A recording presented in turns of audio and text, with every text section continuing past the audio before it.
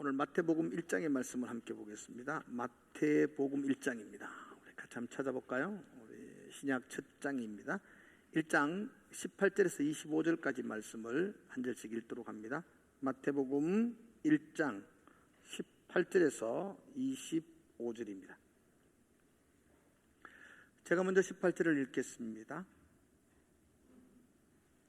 예수 그리스도의 나심은 이러하니라. 그의 어머니 마리아가 요셉과 약혼하고 동거하기 전에 성령으로 잉태된 것이 나타났더니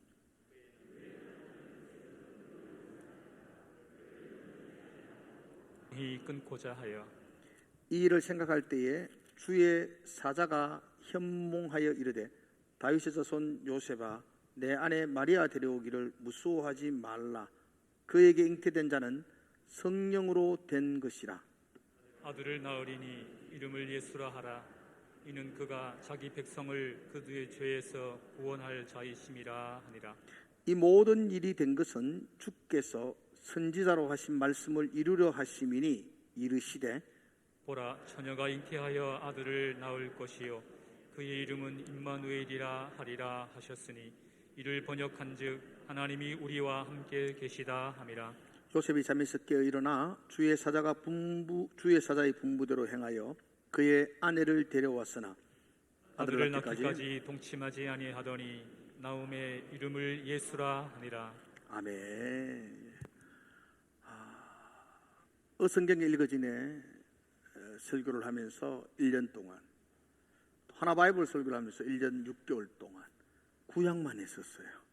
그런데 이제 2주 전으로 구약 말라기서를 끝내고 이제 신약으로 넘어오게 됩니다. 그래서 오늘부터는 한 1년 반 동안은 신약 성경을 중심으로 하나님의 나라가 어떻게 이루어졌으며 그 하나님의 나라 백성들이 어떻게 살아가야 되는 이야기들을 이렇게 하나하나 전개하고 하게 될 것입니다. 제가 오늘 카드 한 장을 가지고 왔습니다. 혹시 뭔지 아십니까? 제가 사용하고 있는 카드입니다. 땡땡은행에서 발행한 신용카드입니다. 어디에 쓰는 물건인 줄 아시죠? 이거 참 신기합니다. 아무 가게나 가서 이거만 주면은 내가 원하는 거 구입할 수 있습니다. 이건 돈도 아닙니다. 금덩이도 아니지 않습니까? 가치가 있는 것도 아닌데 이거 하나 주면은 제가 필요한 것들은 다 구입할 수가 있습니다.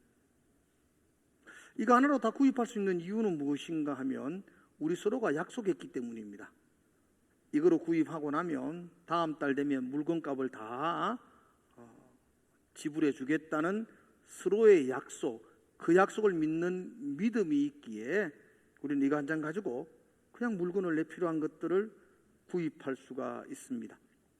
이런 약속이 깨어지면 사회는 혼란해집니다. 약속이 깨어지면 굉장히 대란이 일어나게 될 것입니다.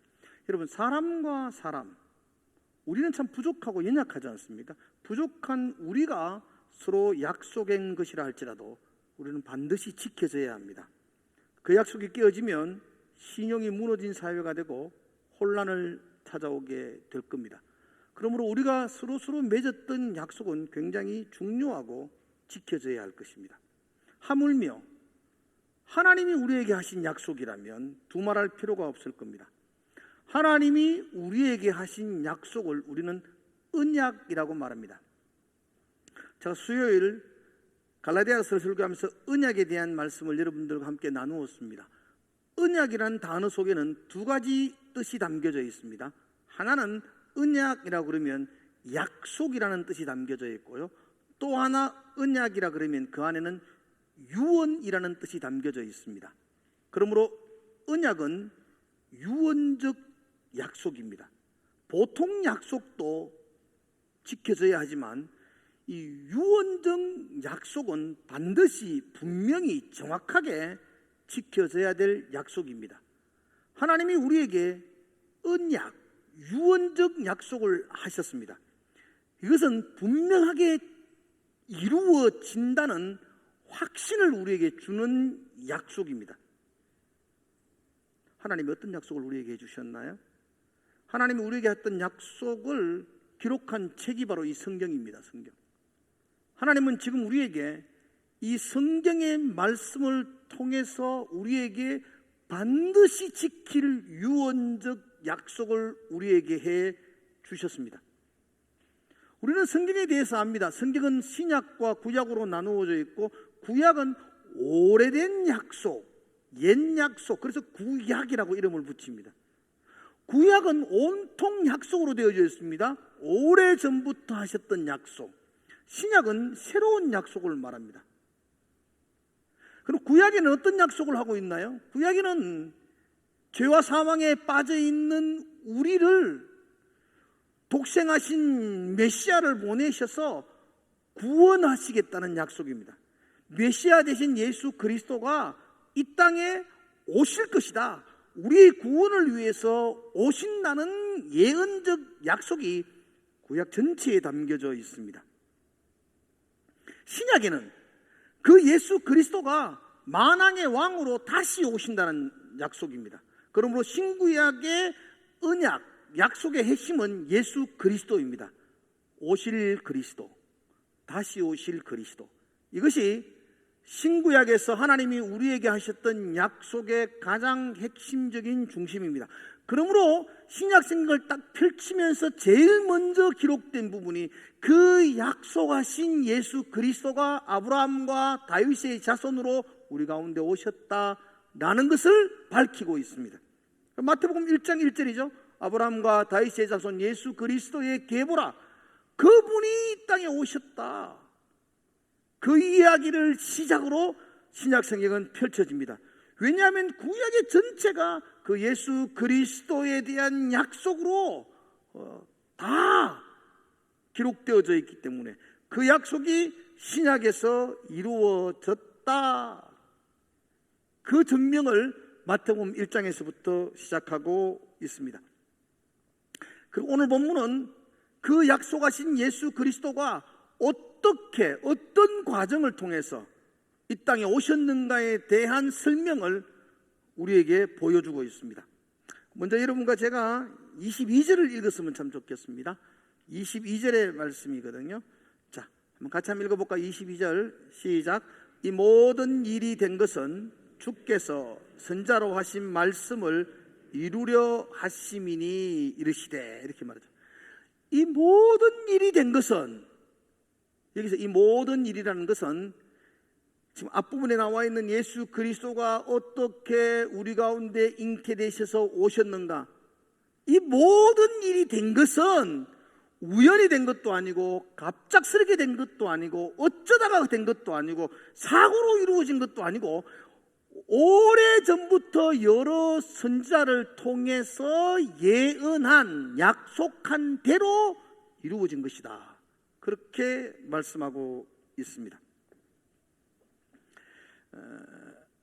한 여인에게 있어서 아이를 가진다는 것은 신비스러운 일입니다. 그리고 매우 기쁜 일이고 모든 주변 사람들에게 축하를 받아야 될 일입니다. 그런데 어떤 경우에는 새 생명의 잉태가 그 여인에게 수치스러울 수가 있습니다. 새 생명의 잉태가 그 여인에게 부끄러운 일이 될 수가 있고, 그 새 생명의 잉태가 주변 사람들에게 비난과 수군거림의 대상이 될 수도 있습니다. 아직도 결혼도 하지 않는 여인이 아이를 가졌습니다. 심지어 아버지가 누군지도 알 수 없는 아이를 가졌습니다. 이건 아주 충격적인 임신이었고 많은 사람들에게 환영을 받지 못하는, 축복받지 못하는 수치스러운 임신이었습니다. 여러분, 마태복음은 하나님이 구약의 여러 선지자를 통해서 거듭 약속하셨던 예수 그리스도가 이 땅에 오셨다는 선포로 시작하고 있습니다. 그런데 놀랍게도 예수 그리스도가 우리의 구원자 되실 그분이 굉장히 충격적인 출생으로 우리 가운데 오셨다는 것을 말씀하고 있습니다. 예수 그리스도의 나심은 이러하니라. 그의 어머니 마리아가 요셉과 약혼하고 동거하기 전에 성령으로 잉태된 것이 나타났다라고 성경은 말하고 있습니다. 성경은 지금 이 아이가 성령으로 잉태되었다고 말합니다. 마리아는 정혼한 남자가 있는 여인이었습니다. 그런데 아이를 가졌습니다. 놀라운 것은 정혼한 남자인 요셉과는 아무 상관이 없는 그런 아이를 가졌습니다. 그리고 성경은 그 일에 대해서 성령으로 잉태했다라고 그렇게 말하고 있습니다. 이것이 어떻게 이해될 만한 일이겠습니까? 만약 이 사실을 주변 사람들이 안다면 할렐루야 은혜가 충만하네 그렇게 말할 사람은 아무도 없을 것입니다. 요즘처럼 기자들이 이 사실을 알았다면 굉장한 뉴스거리로 많은 사람들에게 웃음거리와 가십거리로 다루어지게 될 것입니다. 여러분 왜 예수님의 출생이 이렇게 비상식적이야만 했을까요? 왜 예수님의 출생이 사람들에게 이렇게 수군거림의 거리가 되어야만 하실까요? 왜 하나님은 그 독생하신 예수님을 이 땅에 보내실 때에 좀 삐까뻔쩍하게 모든 사람들이 동의할 수 있는 그런 정상적인 방법이 아니라 이렇게 동정녀의 몸을 통해서 이 땅에 오게 만들어서 많은 사람들이 이해하지 못하도록 그렇게 하셨을까요? 하나님은 왜 그렇게 예수님을 이 땅에 이런 방식으로 보내야만 했을까요?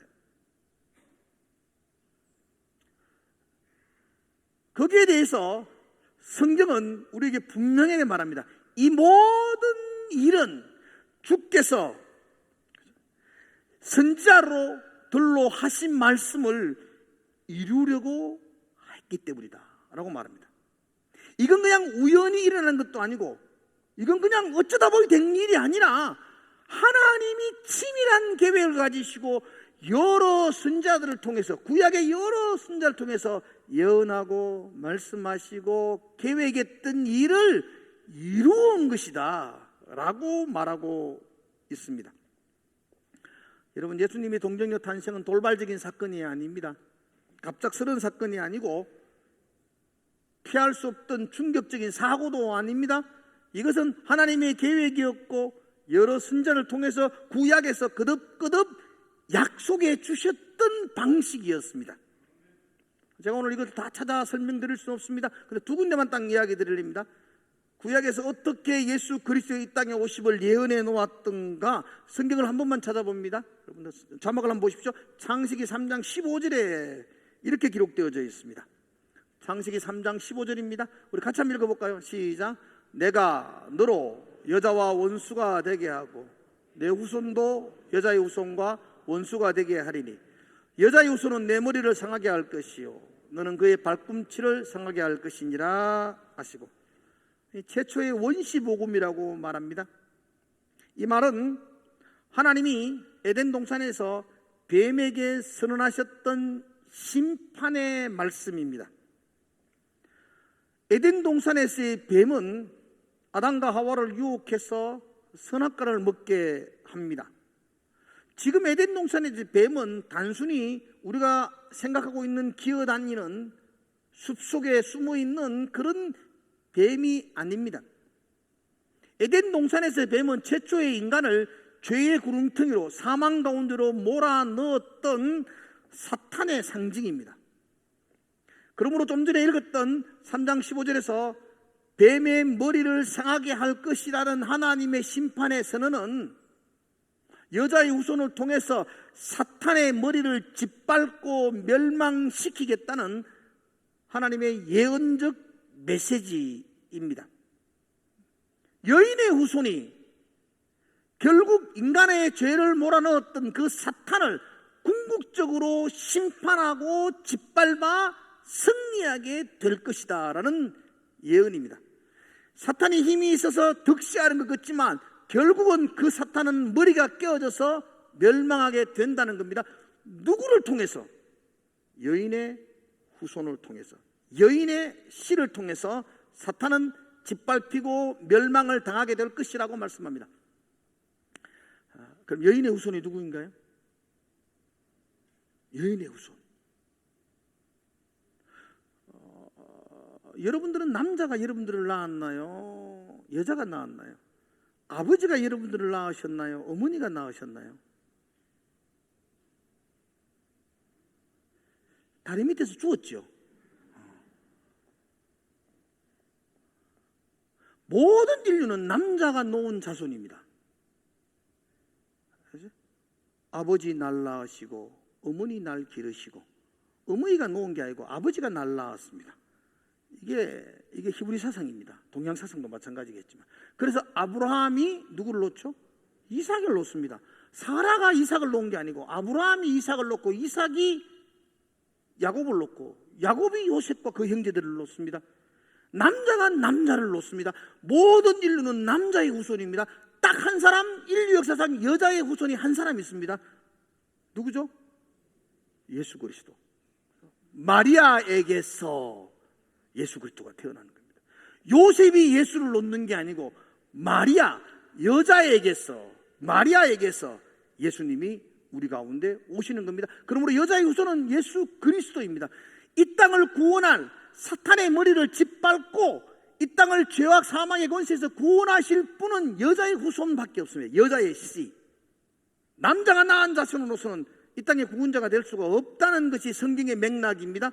그래서 창세기 3장 15절에 원시복음에서부터 시작해서 여자의 후손이 이 땅에서 사탄의 권세를 궁극적으로 멸망하고 우리를 구원시킬 것이다. 그 여자의 후손을 너희들은 기다려야 된다. 그 여자의 후손이 지금 마리아에게서 예수님이 오시는 이분이 바로 여자의 후손이다 라고 증명하고 있는 것입니다. 그러므로 예수님이 요셉, 남자의 영향력이 일체 개입되지 아니하고 여자의 후손으로서 성령으로서 이 땅에 오신 것은 그 옛날 여러 선자들을 통해서 우리에게 그렇게 하시겠다고 약속하셨던 하나님의 언약, 그 계획이 이루어진 사건이다 라고 성경은 말하고 있습니다. 우연이 아니요, 사고가 아니요, 하나님의 계획 가운데 예수 그리스도가 이 땅에 오셨다라고 말씀하고 있는 것입니다. 또 하나 더 말씀하고 있죠. 여러분들, 오늘 본문에 23절의 말씀 한번 볼까요? 23절 우리 같이 한번 읽어볼까요? 23절 자, 같이 한번 읽겠습니다. 시작. 보라, 처녀가 잉태하여 아들을 낳을 것이요 그의 이름은 여기까지 읽겠습니다. 임마누엘이라 하리라. 이게 이제 이사야 7장 14절에 예언된 말씀이거든요. 이 말씀의 배경은 이렇습니다. 수많은 대적들이 이스라엘을 공격해 옵니다. 우리의 힘으로는 이길 수가 없습니다. 근데 하나님은 선자를 통해서 왕에게 약속을 해주십니다. 이기게 해줄겠다고 말합니다.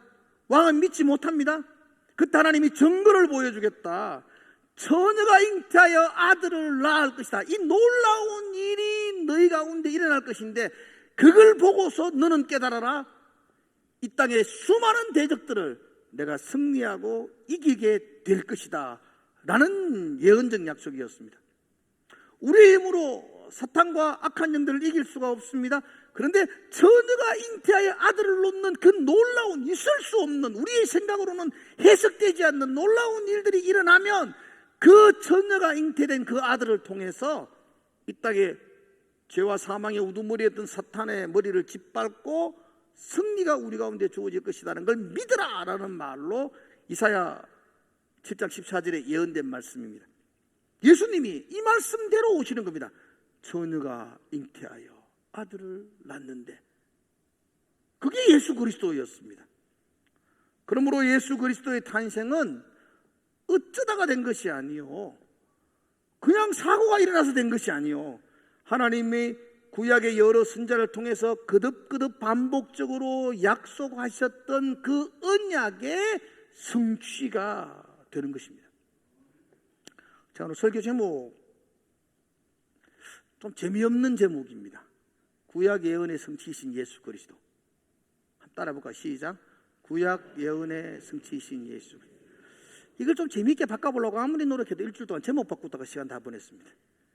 도저히 더 정확한 말을 찾지를 못했어요. 예수 그리스도는 구약 예언의 성취이신 분이시다. 하나님이 예언하셨던 그 예언을 이루시기 위해서 이 땅에 오셨던 분이시다. 그 예언대로, 계획대로, 하나님의 뜻대로 이 땅에 오셨던 분이다. 그보다 더 메시아를 명확하게 설명해 주는 문장을 찾을 수가 없습니다. 구약 예언의 성취이신 예수 그리스도 믿으시기를 축복합니다. 예수님은 사생하여 이단아가 아니라 하나님께서 구약 예언의 성취를 위해서 이렇게 이 땅에 보내신 독생하신 메시아 구원자이십니다. 그럼 하나님이 이 땅에 예수님을 보내셨던 목적이 뭔가? 예수 그리스도가 이 땅에 오신 이유, 사명, 오늘 두 가지를 이야기합니다. 예수 그리스도가 이 땅에 오신 목적은 오늘 본문에 보면 두 가지를 말합니다. 첫 번째가 21절의 말씀입니다. 21절, 아들을 낳으리니 이름을 예수라 하라. 이는 그가 자기 백성을 그들의 죄에서 구원할 자이심이라 하니라. 자기 백성을 그들의 죄에서 구원하시기 위해서 예수님이 이 땅에 오셨습니다. 하나님이 예수님이 이 땅에 보내신 목적은 우리를 죄에서 구원케 하기 위함입니다. 여러분, 우리 인간의 본질적인 고통, 우리의 근본적인 아픔, 우리의 가슴 속에 있는 뿌리와 같은 절망과 좌절의 문제의 원인은 죄 때문입니다. 우리의 삶의 모든 슬픔과 고통의 원인은 죄의 문제입니다. 죄의 문제가 해결되지 않고는 그 누구도 진정한 기쁨, 안식, 평안, 행복을 누릴 수가 없습니다. 여러분의 손톱 밑에 가시가 하나 박혀 있으면 일상생활 하는데 매우 불편합니다. 뭘 할 때마다 그 가시가 걸립니다. 그래서 깜짝깜짝 놀라게 될 겁니다. 우리 입안에 혓바늘이 하나 나 있어도 음식을 먹어도 맛을 알 수가 없습니다. 그 혓바늘은 계속해서 우리 치아와 부딪혀서 굉장히 불편하게 하고 일상을 우리를 어렵도록 만듭니다. 그런데 여러분, 죄의 문제는 손톱 밑에 가시 정도가 아닙니다. 입안에 돋은 혓바늘 정도가 아닙니다. 죄의 문제는 우리의 심장에 꼭 뿌리 깊게 박혀있는 쇠 말뚝과 같은 것입니다. 이것이 뽑혀지지 않고는 여러분 속에 진정한 평안, 진정한 기쁨과 진정한 행복을 얻을 수가 없습니다. 손톱 밑에 가시도 뽑아야만이 일상을 회복할 수 있는데 심장에 꽂혀있는 그 쇠말뚝 같은 죄의 문제를 해결하지 않고는 우리에게는 안식을 찾을 수가 없습니다. 원래 우리의 고향은 에덴 동산입니다. 하나님의 나라가 우리의 본질적인 고향입니다. 그 속에서 우리는 많은 것들을 누리며 그 안에 참다운 기쁨이 있고 그 안에 참다운 행복과 평안이 있었습니다. 그런데 죄 때문에 우리는 에덴 동산을 잃어버렸습니다. 쫓겨났더랬습니다.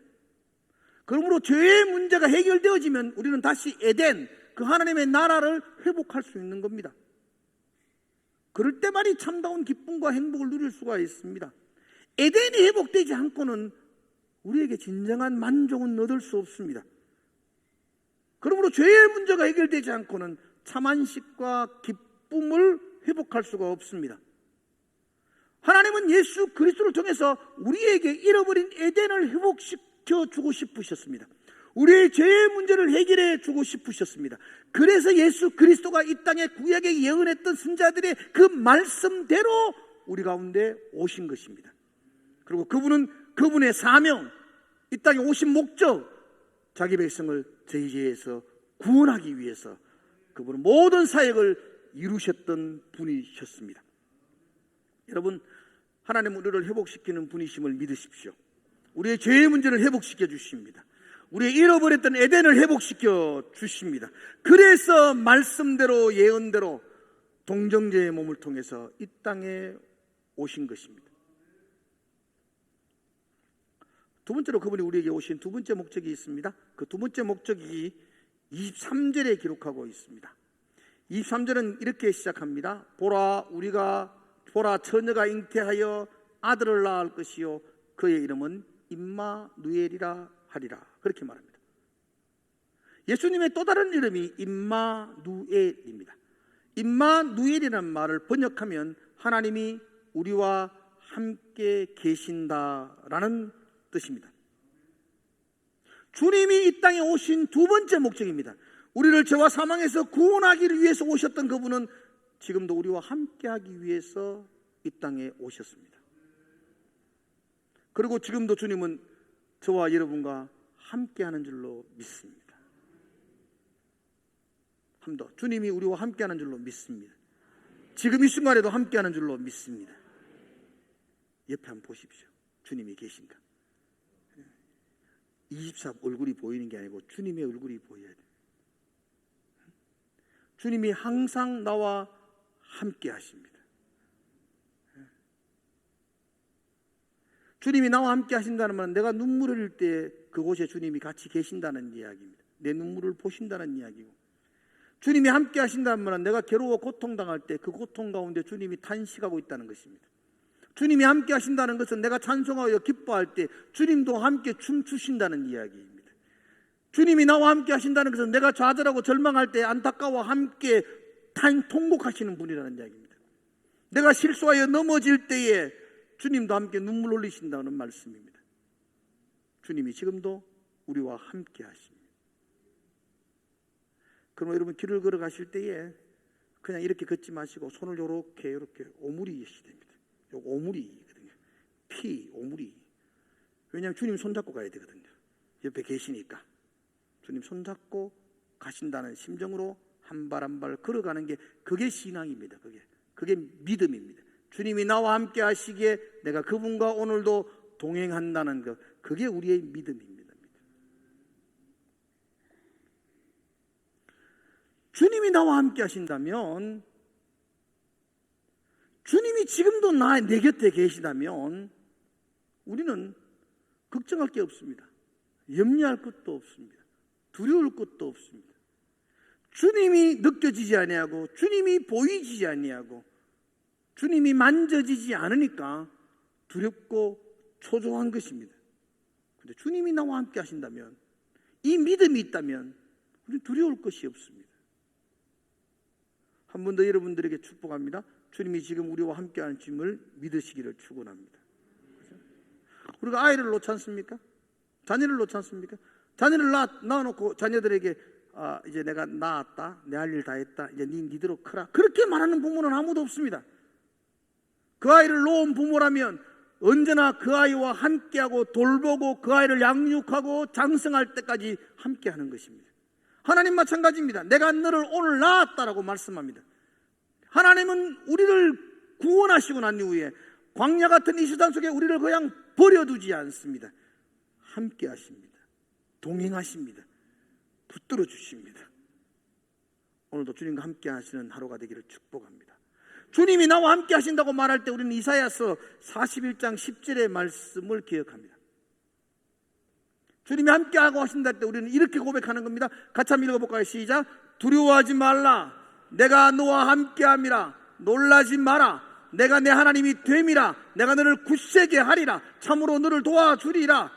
참으로 나의 의로운 오른손으로 너를 붙들리라. 이게 함께하는 겁니다. 두려워하지 마라. 염려하지 마라. 놀라지 마라.